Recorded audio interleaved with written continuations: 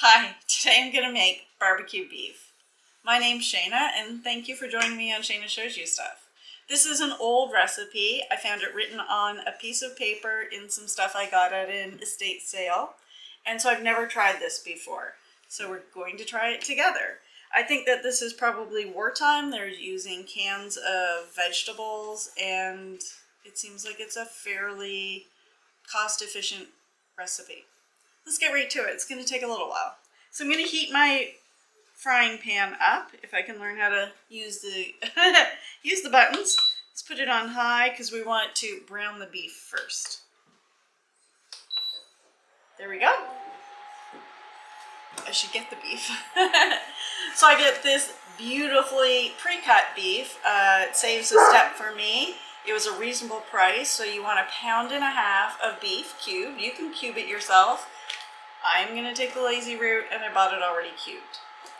So to your hot pan, you're going to add 2 tablespoons of oil. It can be any oil. I find that grapeseed oil has a really high smoking point and it is really good for frying your food in. Some other oils, particularly olive oil, is a little bit of a softer oil, if you would. It has a lower smoke point, which means it has a lower cooking temperature, but it also means it's not going to cook as well and your meat isn't going to get as brown because you want to get that high temperature to get the brown on your meat. Just going to set that aside. I'll let the oil heat up for a second. I did preheat my pan a little bit while I was waiting, but I want to make sure that that oil is nice and warm. And this is induction. You can hear the fan going. It's a fantastic little hot plate and absolutely perfect for this. I apologize. You may occasionally hear my puppy in the background. She's noisy and bossy. And she wishes I was there with her. So I'm just going to open the meat and throw it in. It does not call to pre-season the meat in any way, and I am going to make this recipe exactly as it was written.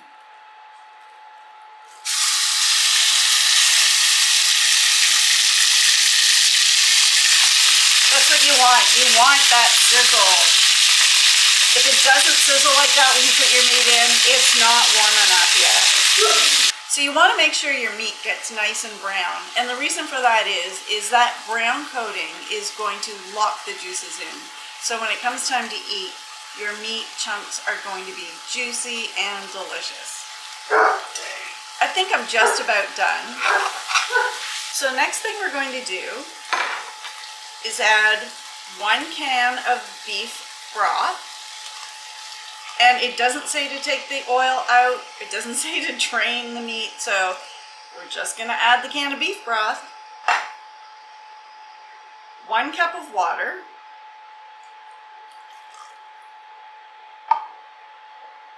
1/4 cup of ketchup. Try to get that all in there.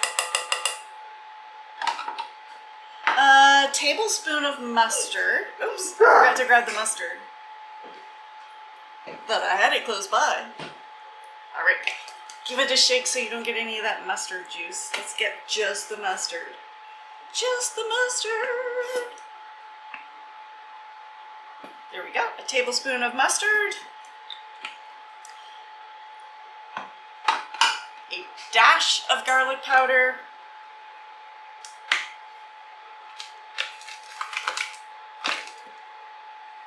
I like garlic, let's do 2. There we go.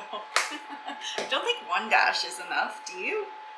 And then we are going to add, a dash of Worcestershire. I've left half the ingredients over here. Okay, excuse me. And we're back. A dash of Worcestershire. Okay, so I'm going to add 2 to that. I like lots of flavor. And we're going to add 1/2 teaspoon of salt and pepper. That's how it's written. So I'm going to assume it's 1/2 teaspoon of salt and 1/2 teaspoon of pepper. I've pre-measured it here and we are just going to add that in. Give everything a stir. Sorry about that, guys. My battery died. So one battery change later, and here we are back. So this is going to simmer covered for 30 minutes. Hi guys, so it has been 30 minutes and our barbecue beef has, say that 5 times fast. Our barbecue beef has been simmering away now. And I see the temperature needs to come up a little bit. I'm at 180 right now, so I'm just going to increase it. There we go. Now the next step, and I'm going to tell you honestly, this is a weird sounding step to me, is to add 2 large onions chopped. It seems like a lot, but here we are, 2 large onions. I don't know, were onions smaller back in the day? I have no idea, but we are going to follow the recipe and add our 2 large onions. I'm going to give that a stir. I mean, I like onions, it's a good thing. All right, and now we're going to let this simmer again for another 40 minutes. So put my cover back on and I'll meet you guys back here in 40 minutes. Well, it's been 40 minutes and we're ready for the next step. It's been simmering away nicely. It's actually starting to smell pretty good.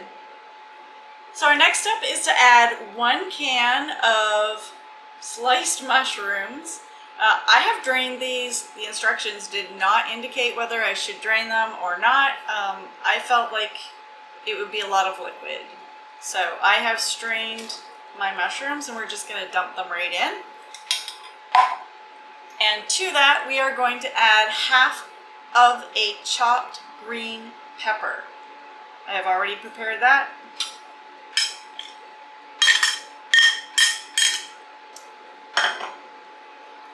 Give this a stir in, make sure everything's kind of mixed nice.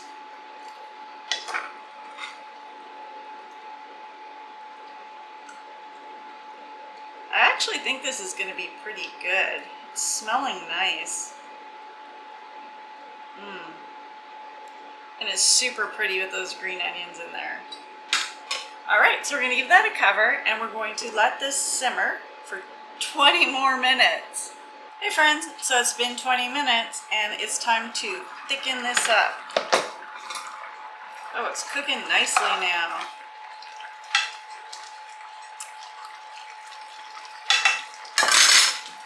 So to do that, we are going to take 2 tablespoons of flour and 2 tablespoons of water.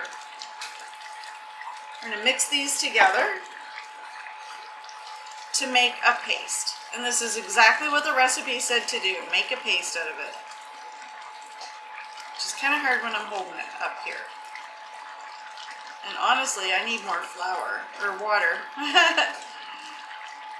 It's not quite enough water to make a paste. Alright, let's do this. Let's add some of this liquid in here. I'm just going to set this down on the counter so I can mix it in a little bit easier. Can you see that? Yep, you guys can see. I wouldn't call this a paste so much as a dough at this point. It really, 2 tablespoons of flour and 2 tablespoons of water is not enough liquid.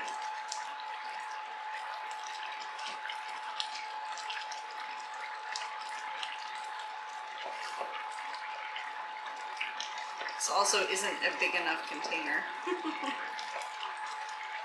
Live and learn, right? Alright, that's starting to look a little bit better now. I'm concerned about lumpiness when I put this in.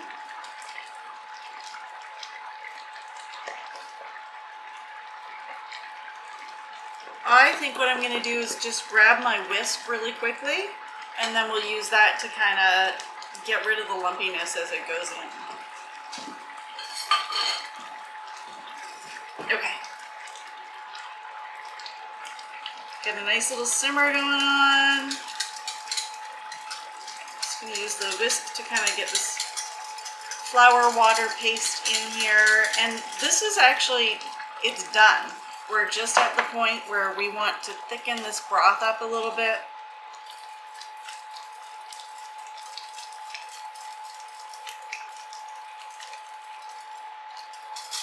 Yeah, I caught a meatball. Funny. There we go.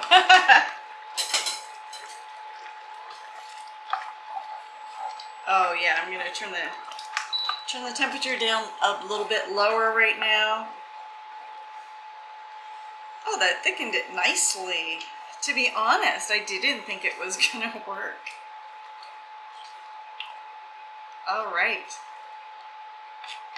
I am just going to clean this up, my little work area, and then we're going to dish out a plate and try it live with you guys. Well, not live, but we're going to try it on camera with you guys. So hold on, I'll be right back. Hi everybody. So I've plated up our meal and I've invited my husband, Mark, from Mark's Cooks and Eats Things, he does cook and eat things, to do the taste test with me. It's a little bit runny at this point. Here's my plate. Oops. I could probably leave it longer. I think my personal choice, without even tasting, is this would probably be better served with mashed potatoes than rice. And I'm going to do the rice. If you hold on to the end of the video, there's a little bonus. I'm going to turn the stove off. The chunks of beef in here are a little too big. Hard to eat with a spoon. Yeah, okay. I didn't cut them up. Sorry. So, but I want to taste one, so I basically ate a whole big chunk all at once. Oh my god! But it's good. So tender. It really is good. I mean, it and the flavor is very reminiscent of barbecue sauce. You know, I understand why they're going with this. Yeah, this is really good. I would definitely make this again. It's a little time consuming. It kind of reminds me, I think because of the green peppers, of doing like a sirloin tip with green peppers and mushrooms. Yeah. And that same kind of flavor profile. I think it kind of fits right in that same window. It's not the same, but it fits in that same window of that recipe. Mm-hmm. And I can see why I think potatoes would probably be better with it, but the rice actually works with it quite well too. It's not out of place with the rice. It actually does work. But I think the starch from the potatoes would be better with it. Mm. I agree with that part.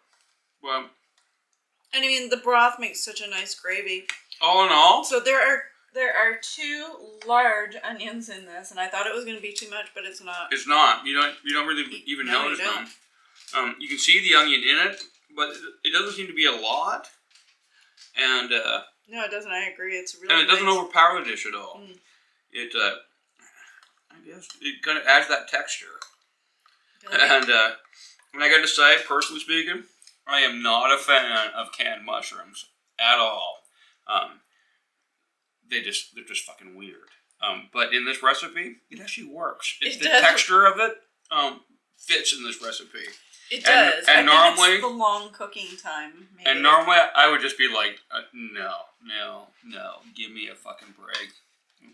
No. But they work in this. He is a food snob. I am. This is delicious. I also hate canned vegetables and frozen vegetables. So, but they in this case they're all okay. When you eat the vegetables and rice with the juice, I guess, from the barbecue beef, it works. It's good. I just think potatoes would be lovely. Like a nice mashed potato is where you're going to want to be. Anyway, thank you guys for joining me today. I'm going to go have my supper and cheers. Me too. So guys, this recipe called for a side. It called for a side of rice and vegetables. It called for minute rice. I don't have minute rice, so I used the long version of regular rice. I cooked it in my favorite cooker. This is a Tupperware rice cooker. It's a multi-cooker. It cooks a whole bunch of things, but it does my rice perfect every time in 10 minutes, and I use it nonstop. So I'm just gonna open the lid on this. You can see my rice is in here. I'm not gonna bother worrying about fluffing it up because I think the next step will. So the rest of the recipe is add 2 tablespoons of butter, which I'm just going to put in right now, and a can of mixed vegetables. It didn't say whether, or drained, make sure you drain them. It didn't say whether I was supposed to cook the vegetables in with the rice or not, so I am going to let the heat from the rice that I cooked just residually heat up those veggies because I think they're already cooked in the can. I'm going to give this a quick stir, and then I'm just going to let this sit and wait for the rest of our meal to be finished and serve them together. It should taste okay though, because it's got a lot of butter, and well, I mean, everything tastes better with butter. I'm going to stick this back in the microwave so it stays nice and warm until my meal's ready to go.